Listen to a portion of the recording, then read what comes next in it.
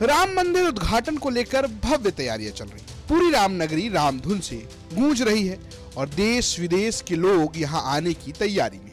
लेकिन इस बीच अयोध्या को लेकर एक बड़ी खबर आ रही है। रेलवे द्वारा जारी एक नोटिफिकेशन के मुताबिक अब अयोध्या स्टेशन का नाम बदलकर अयोध्या धाम रख दिया गया है। दरअसल 30 दिसंबर को भारत के प्रधानमंत्री नरेंद्र मोदी अयोध्या पहुंच रहे हैं, जहां उनके कई कार्यक्रम होने हैं, जिसमें अयोध्या के नवनिर्मित स्टेशन का उद्घाटन भी होना है। कुछ दिन पहले ही राम मंदिर निर्माण का जायजा लेने सूबे के मुख्यमंत्री योगी आदित्यनाथ अयोध्या पहुंचे थे। इस दौरान उन्होंने अयोध्या स्टेशन का नाम बदलने को लेकर रेलवे से बात करने की बात कही थी और रेलवे को इस सिलसिले में चिट्ठी भी लिखी गई।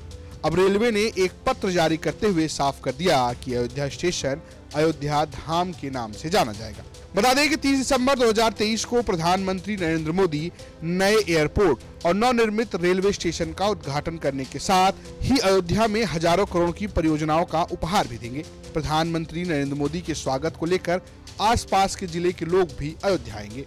पीएम मोदी इस दौरान जनसभा को संबोधित करने के साथ ही एक बड़ा रोड शो भी करेंगे। पीएम के दौरे को लेकर शहरवासियों का कहना है कि पीएम की ओर से योजनाओं का उपहार अयोध्या को मिलेगा, लिहाजा सभी मोदी योगी के स्वागत को बेताब है।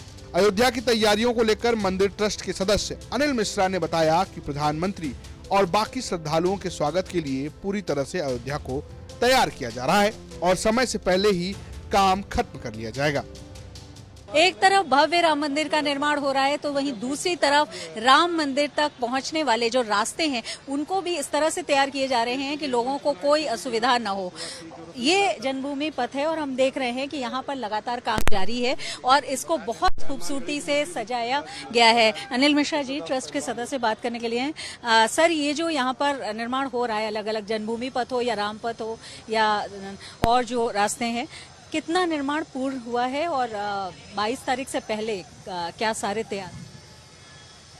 उत्तर प्रदेश सरकार 22 तारीख को आने वाले भारत के प्रधानमंत्री नरेंद्र भाई मोदी जी के स्वागत के लिए पूरे देश और दुनिया से आने वाले हजारों श्रद्धालुओं के लिए पूरी अयोध्या को उत्तर प्रदेश सरकार सजाने संवारने के काम में लगी है।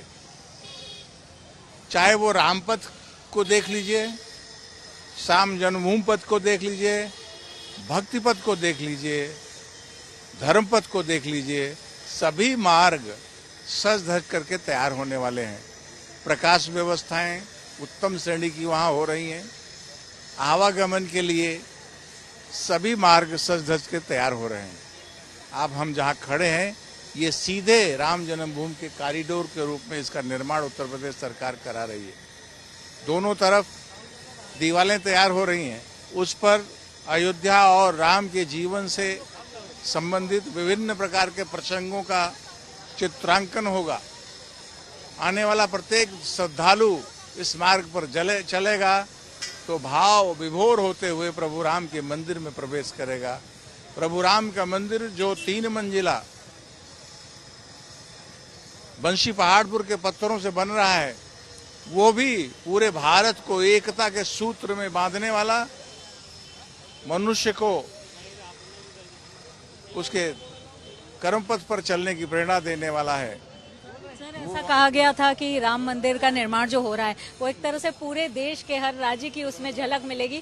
कुछ न कुछ उसमें शामिल किया गया, कहीं के कारीगर हैं, कहीं के की शिलाएं हैं, कहीं का कुछ और है। तो आपको लगता है कि भारत का एक संवेद रूप? निश्चित रूप से मैं आपको ये कह सकता हूँ, पूरे भारत के इंजीनियर्स, चाहे गुवाहाटी IIT हो, चाहे दिल्ली IIT हो, चाहे सूरत IIT हो, चाहे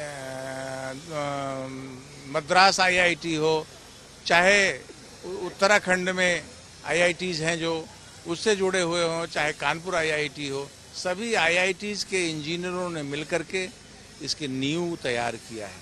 सर, राम की जो प्रतिमा है रामलला की, वो 3 प्रतिमाएं तैयार करने की बात थी, वो कब तक वो कार्य पूर्ण होगा, कब उसका सिलेक्शन या किस समय उसको लेकर के चयन? निश्चित रूप से जैसे मंदिर तैयार हो रहा है वैसे समय से प्रतिमा भी तैयार होकर के प्रतिष्ठित होगी। जैसे पूरे देश की जो शक्ति है, इंजीनियरों की शक्ति है, कारीगरों की शक्ति है, उड़ीसा के कारीगर, गुजरात के कारीगर, राजस्थान के कारीगर, बिहार से आने वाले कारीगर सब मिलकर के राम मंदिर का निर्माण कर रहे हैं। ऐसे कर्नाटक के ग्रेनाइट, बंसी पहाड़पुर के सैंडस्टोन और राजस्थान के मार्बल से मिलकर के बन रहा ये सुंदर मंदिर सबको एक साथ अपने में समेटे हुए। आप हैदराबाद का अनुराधा टिम्बर्स वो दरवाजे बना रहे हैं। इसी प्रकार से प्रत्येक हिस्सा राम जन्मभूमि का देश भर के सभी भागों से जोड़ करके मिल करके लोग बनाकर तैयार कर रहे हैं।